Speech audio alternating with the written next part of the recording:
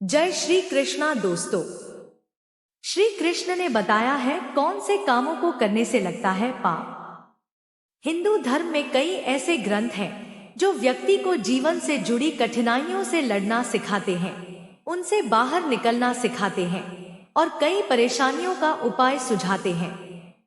ऐसा ही पवित्र ग्रंथ है भगवद गीता, जिसमें मौजूद श्री कृष्ण के उपदेश जीवन से जुड़े कई महत्वपूर्ण विषयों पर आधारित है। भगवद गीता में व्यक्ति को जीवन में क्या करना चाहिए और क्या नहीं करना चाहिए, इसके बारे में विस्तार से बताया गया है। ठीक ऐसे ही भगवद गीता में पाप और पुण्य से जुड़ी बातें भी वर्णित है। कौन से कामों को करने से लगता है पाप? 1.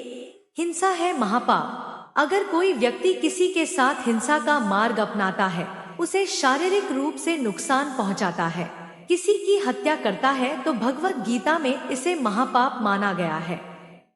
2. चोरी है महापाप। चोरी करना भी महापाप है। हालांकि चोरी का अर्थ सिर्फ धन चुराना नहीं है। अगर आप किसी की सफलता, उसकी प्रतिष्ठा छल से चुराते हैं तो यह भी महापाप माना गया है। 3. वासना है महापाप। किसी भी स्त्री या पुरुष की मर्जी के बिना उसे अपनी वासना का शिकार बनाना भी महापाप में गिना जाता है। वासना के चलते किसी की मर्यादा भंग करना अनुचित है। 4. लालच है महापाप। अगर आप किसी भी वस्तु का ज्यादा लालच करते हैं, फिर चाहे वह धन हो, खाने पीने की चीज हो या पहने ओढ़ने की कोई वस्तु हो आदि, इसे भी महापाप कहा गया है। 5. ईर्ष्या है महापाप। ईर्ष्या करना भी महापाप में सम्मिलित है। ऐसा इसलिए क्योंकि ईर्ष्या करना एक सामान्य भाव लगता है, लेकिन व्यक्ति इसके चलते कई अनुचित मार्गों को चुनता है। 6. अहंकार है महापाप। अहंकार में चूर व्यक्ति सही गलत का निर्णय नहीं कर पाता है और अन्य 6 पापों में से कोई ना कोई पाप कर बैठता है। इसलिए अहंकार करना सबसे बड़ा पाप माना गया है। हिंदू धर्म में पाप आमतौर पर अपने द्वारा किए गए गलत कर्मों के लिए इस्तेमाल किया जाने वाला शब्द है। पाप और कुछ नहीं बल्कि ऐसे कार्य करना है जो ईश्वर की इच्छा के विरुद्ध हो, या प्रकृति के नियमों या ईश्वर द्वारा दिए गए शास्त्रों के नियमों के विरुद्ध हो।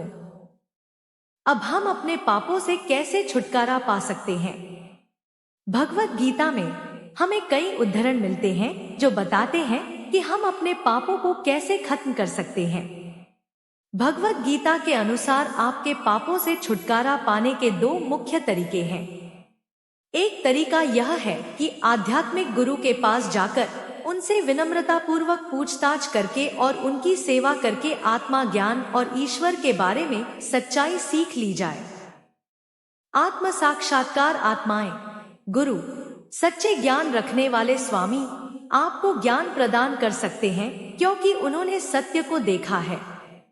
तो दिव्य ज्ञान होने से तुम्हारे सब पाप जलकर दिव्य ज्ञानाग्नि में खत्म हो जाएंगे और आप अपने सभी पापों से मुक्त हो जाओगे। भगवद गीता कहती है, तद्विद्धि प्रणिपातेन परिप्रश्नेन सेव्या उपदेक्षन्ति ते ज्ञानम ज्ञानिनस्तत्वदर्शिना।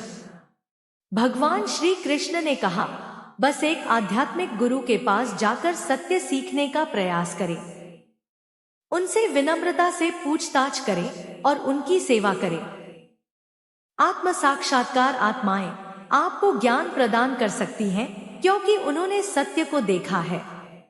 अपि चेत्सि पापेभ्यः सर्वेभ्यः पापकृत्तमा सर्वं ज्ञानप्लवेनैव वृजिनं सन्तरिष्यसि।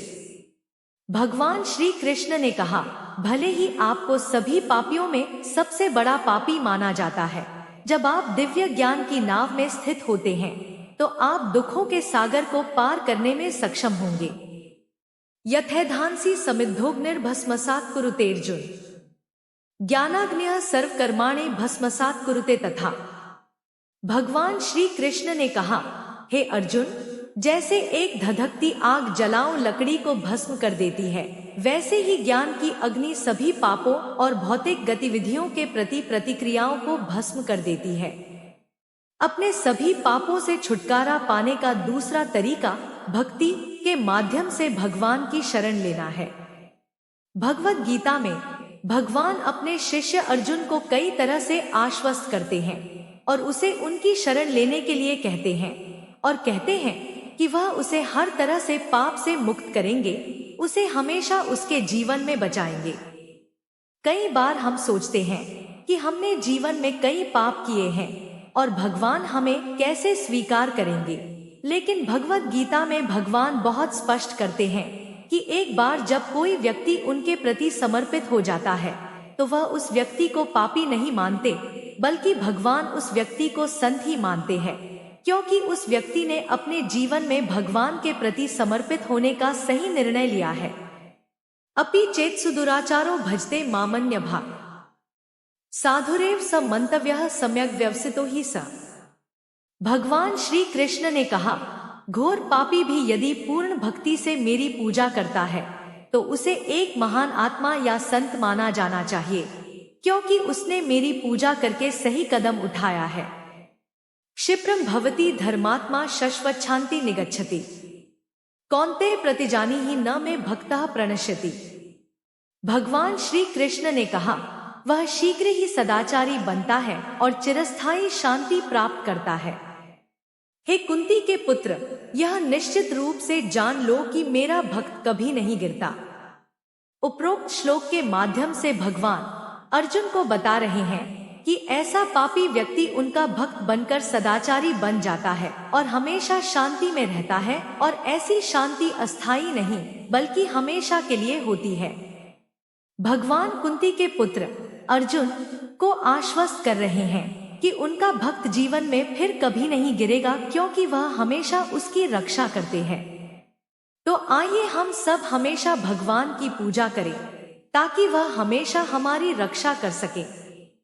मन्मना भव मद्भक्तो मद्याजी मान नमस्कुरु मामेवैश्यसि युक्तवैव मात्मानन मत्परायणा।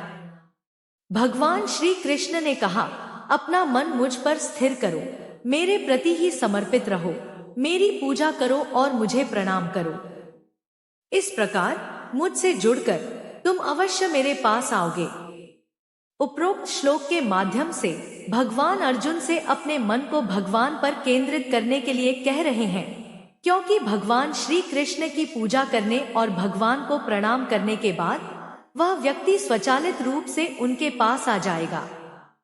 हमें भी उसी मार्ग का अनुसरण करना चाहिए और प्रतिदिन भगवान श्री कृष्ण की प्रार्थना करके उनके प्रति समर्पित हो जाना चाहिए। भगवान बहुत स्पष्ट है कि एक बार जब कोई व्यक्ति भगवान की शरण में आ जाता है तो उसकी सभी समस्याएं हल हो जाती हैं और भगवान उस व्यक्ति के इस जीवन में और जीवन से परे अगले जन्मों में उसके रक्षक बन जाते हैं।